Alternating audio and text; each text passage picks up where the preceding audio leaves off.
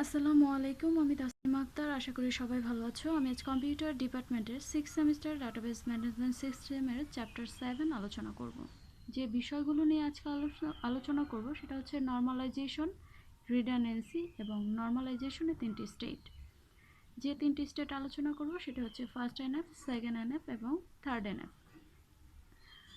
শুরুতেই জানবো যে নর্মালাইজেশন কি। ডাটাবেস ম্যানেজমেন্ট সিস্টেমের রিলেশনাল ডাটাবেজের রিডান্ডেন্সি দূর করা এবং ইন্টিগ্রিটি বজায় রাখার যে প্রসেস সেটাই হচ্ছে নর্মালাইজেশন। তাহলে এখানে আমরা দুটো কথা বলেছি, একটা হচ্ছে রিডান্ডেন্সি দূর করা আর একটা হচ্ছে ইন্টিগ্রিটি বজায় রাখা। এখন আমাদের জানতে হবে যে রিডান্ডেন্সি কি এবং ইন্টিগ্রিটি কি। রিডান্ডেন্সি মানে হচ্ছে প্রয়োজনের অতিরিক্ত, অর্থাৎ কোনো একটা ডাটাবেজে কোনো একটা টেবিলে কোনো একটা রেকর্ড এন্ট্রি করা হয়েছে, ঠিক সেম ওই একই রেকর্ড অন্য একটা টেবিলেও এন্ট্রি করা হয়েছে, যেটা কি প্রয়োজনের অতিরিক্ত। এতে কি হয়, আমাদের মেমোরির অপচয় হয়।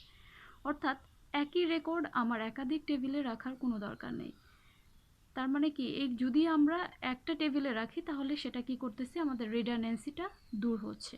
অর্থাৎ প্রয়োজনের অতিরিক্ত কোনো কিছু রাখা যাবে না যাতে আমাদের মেমোরি অপচয় হয়। অপরটি কি বলেছিলাম, সেটা হচ্ছে ইন্টিগ্রিটি মানে শুদ্ধতা। মানে ডাটাবেস ম্যানেজমেন্ট সিস্টেমে আমরা যে ডাটা বা রেকর্ডগুলো সংরক্ষণ করি, অনেক সময় হার্ডওয়্যার এবং সফটওয়্যার জনিত কারণে ডাটাবেজে বিভিন্ন ধরনের সমস্যা হতে পারে। ফর এক্সাম্পল, আমরা যদি কোনো একটা স্টুডেন্টের কোনো একটা সাবজেক্টে, for example database management system সাবজেক্টে কোনো একটা স্টুডেন্ট পেয়েছে 100, তো অপর একটা টেবিলে দেখা যাচ্ছে যে ওই ডাটাবেস ম্যানেজমেন্ট সিস্টেম সাবজেক্টে একই নামে কোনো একটা স্টুডেন্ট পেয়েছে 95।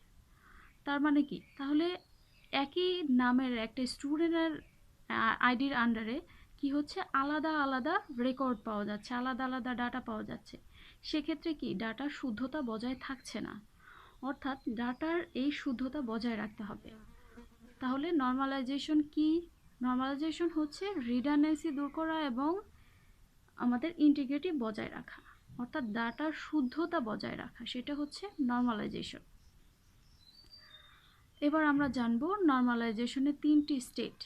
প্রথমে জানবো ফার্স্ট এনএফ এর রুলস হচ্ছে নো মাল্টিপল অ্যাট্রিবিউট, অর্থাৎ মাল্টিপল অ্যাট্রিবিউট থাকা যাবে না। অর্থাৎ নো মাল্টিপল অ্যাট্রিবিউট, কোনো একটা কলামে মাল্টিপল অ্যাট্রিবিউট রাখা যাবে না। অর্থাৎ কি, সিঙ্গেল ভ্যালু অ্যাট্রিবিউট রাখতে হবে। কি, সিঙ্গেল ভ্যালু অ্যাট্রিবিউট রাখতে হবে।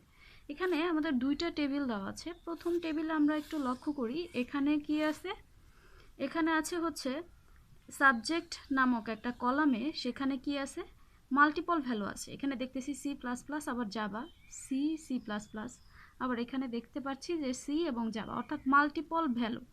সো এটা ফার্স্ট এনএফ এর মধ্যে পড়ে না। তাহলে এটা কি, ফার্স্ট এনএফ না।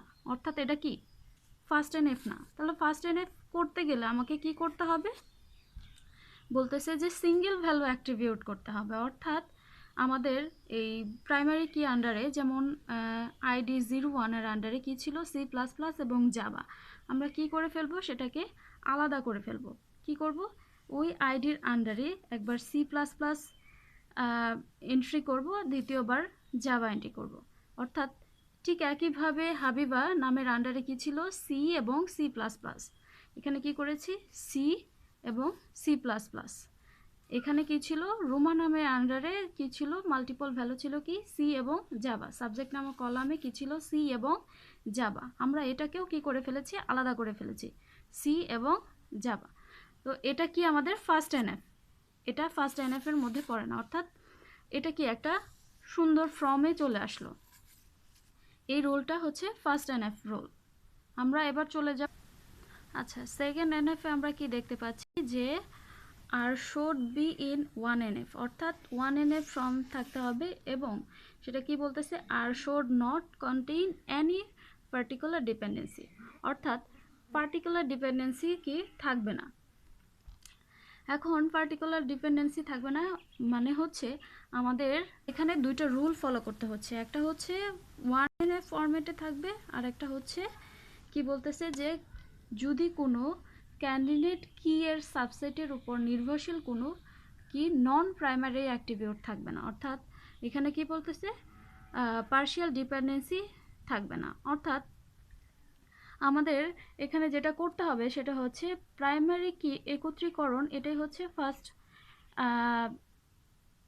Rule of second NF. অর্থাৎ সেকেন্ড এনএফ এর ফার্স্ট রুলটাই হচ্ছে কি, প্রাইমারি কি একত্রীকরণ করতে হবে। এখানে আমরা দেখতে পাচ্ছি যে প্রাইমারি কি এর আন্ডারে, এটা হচ্ছে ফার্স্ট এনএফ এর ক্ষেত্রে প্রাইমারি কি এর আন্ডারে এখানে কি ছিল, এই যে একাধিক, এখানে দেখেন ক্যান্ডিডেট কি মানে একই নামে একই আইডির আন্ডারে কয়টা সাবজেক্ট, এখানে দুইটা সাবজেক্ট, 01 এর আন্ডারে সি প্লাস প্লাস জাভা, আবার 02 এর আন্ডারে সি এবং সি প্লাস প্লাস, ঠিক একইভাবে 4 সি এবং জাভা। অর্থাৎ এটাকে আমরা কি করে ফেলবো, এটাকে এই ক্যান্ডিডেট কিগুলোকে একত্রীকরণ করব। অর্থাৎ আমরা জানি যে দুইটা প্রাইমারি কি একত্রে করলে ক্যান্ডিডেট কি হয়ে যায়। এখানে আমাদের কাজটা কি, এখানে হচ্ছে আমরা কি করলাম, আলাদা একটা টেবিল উপস্থাপন করলাম, ক্রিয়েট করলাম, যেটা কি সাবজেক্টকে নিয়ে আসলাম এবং এখানে শুধু প্রাইমারি কি এর আন্ডারে সাবজেক্টের নামগুলো রাখলাম।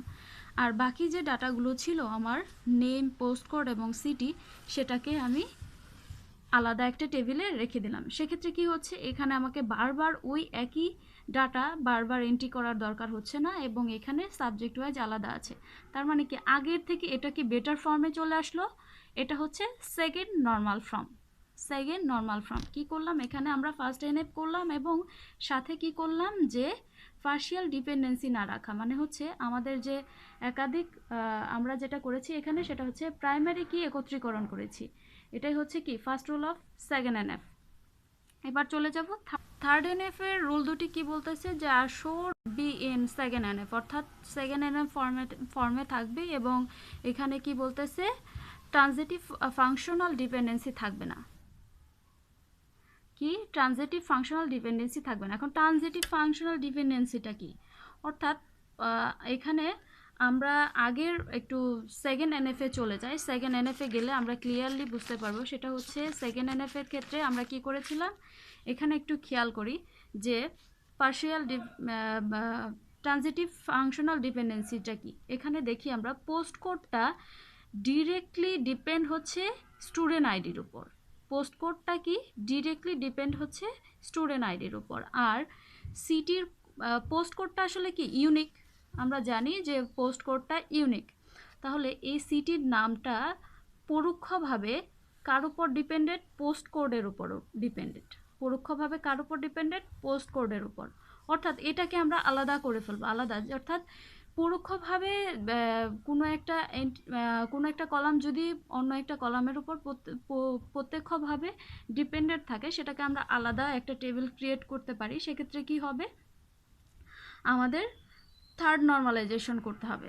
থার্ড নর্মালাইজেশনের দুইটা রুল, কি রুল, সেটা হচ্ছে যে সেকেন্ড নর্মাল ফর্ম থাকতে হবে এবং ট্রানজিটিভ ফাংশনাল ডিপেন্ডেন্সি থাকবে না। আচ্ছা, এখন ট্রানজিটিভ ফাংশনাল ডিপেন্ডেন্সি দূর করার জন্য যেটা আমাকে করতে হচ্ছে সেটা হচ্ছে এই যে পোস্ট কোড সিটিকে আলাদা একটা টেবিল আমরা উপস্থাপন করতেছি। টেবিলের নাম হচ্ছে পোস্ট কোড সিটি এবং আমাদের আগে একটা টেবিল করা হয়েছিল সাবজেক্টের নামের উপর। কি ছিল, সাবজেক্ট, স্টুডেন্ট সাবজেক্ট একটা টেবিল ক্রিয়েট করেছিলাম। স্টুডেন্ট আইডি অর্থাৎ প্রাইমারি কি এর সাথে কি ছিল, সাবজেক্টের নাম ছিল।